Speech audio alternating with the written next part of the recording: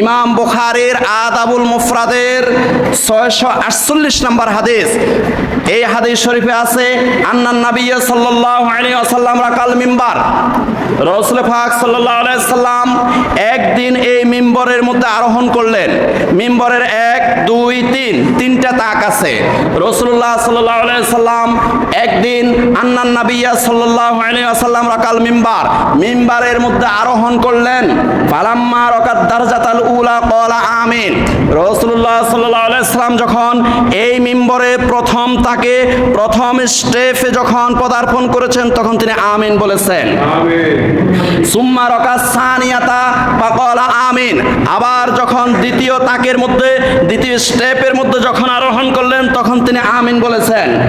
সুম্মা রাকাত সালিসাতা ফাক্বালা আমিন। অতঃপর তিনি যখন তৃতীয় তাকের মধ্যে তৃতীয় স্টেপের মধ্যে যখন তিনি পদার্পণ করেছেন তখন তিনি আমিন বলেছেন।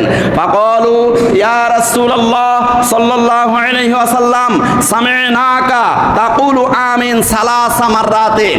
তখন সাহাবায়ে কেরাম বললেন, ইয়া রাসূলুল্লাহ সাল্লাল্লাহু আলাইহি ওয়াসাল্লাম, আমরা আজকে শুনেছি আপনি এই মিম্বরে আরোহণ করতে করতে মোট 3 বার আমিন বলেছেন, আমরা শুনেছি। এখন এটার ভেদ কি, এটার নিগূঢ় রহস্য কি আমাদেরকে একটু বলতে হবে। বলা লাম্মা রাকিতুদ দারজাতাল উলা জাআনি জিবরাইল আলাইহিস সালাতু ওয়াস সালাম। রাসূলুল্লাহ সাল্লাল্লাহু আলাইহি ওয়াসাল্লাম বললেন, হে আমার উম্মতেরা শোনো, আমি যখন এই মিম্বরের মধ্যে আরোহণ করলাম, প্রথম স্টেপে প্রথম তাকের মধ্যে যখন আমি আরোহণ করলাম তখন জিবরাইল আলাইহিস সালাতু ওয়াস সালাম আমার কাছে হাজির হয়ে গিয়েছিলেন।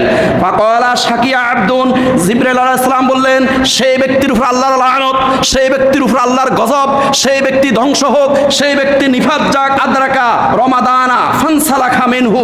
যেই ব্যক্তি রমজান মাস পেয়েছে, রমজান মাস অতিবাহিত করেছে, ওয়ালাম ইউগফার লাহু, রমজান মাসে সে ক্ষমা নিতে পারে নাই, রমজান মাসে আল্লাহর পক্ষ থেকে ক্ষমা নিতে পারে নাই, রমজান মাস পাওয়ার পরে সে সিগারেট ছাড়তে পারে নাই, রমজান মাস আসার পরেও গাঁজা ছাড়তে পারে নাই, রমজান মাস আসার পরেও জেনা ব্যভিচার ছাড়তে পারে নাই, রমজান মাস আসার পরেও মিথ্যা কথা ছাড়তে পারে নাই, রমজান মাস আসার পরেও ঘুষ ছাড়তে পারে নাই, রমজান মাস আসার পরেও সুদের কারবার ছাড়তে পারে নাই, রমজান মাস আসার পরে জুয়া খেলা ছাড়তে পারে নাই, ওই ব্যক্তি ধ্বংস হোক। ফাকুলতু আমিন, তখন আমি আমিন বলেছি। নাউজুবিল্লাহ বলেন।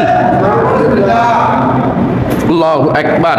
সুম্মা ক্বালা শাকিয়া আব্দুন, অতঃপর আমি যখন দ্বিতীয় স্টেপ উঠলাম তখন জিবরাইল আলাইহিস সালাতু ওয়াস সালাম বললেন, ওই ব্যক্তি ধ্বংস হোক, ওই ব্যক্তি নিফাত যাক, ওই ব্যক্তির উপর আল্লাহর লানত পড়ুক, ওই ব্যক্তি দুর্ভাগা, ওই ব্যক্তি হতভাগা আদরাকা ওয়ালিদাইহি আও আহাদাহুমা। যেই ব্যক্তি তার মা বাবাকে পেয়েছে অথবা মা বাবা